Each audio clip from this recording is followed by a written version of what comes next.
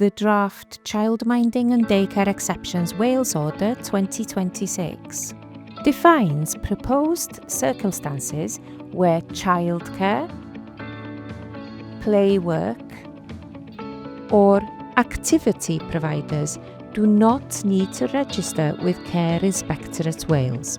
Being exempt from registration means providers are not required to follow the childminding and daycare regulations, meet the national minimum standards for regulated childcare, and they are not inspected by CIW.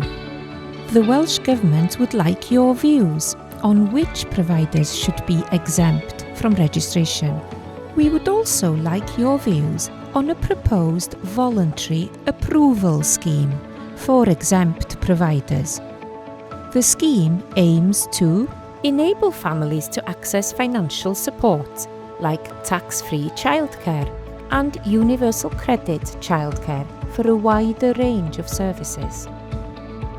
Verify basic safety checks for exempt providers on the approval scheme, and improve understanding and support of the unregistered childcare sector.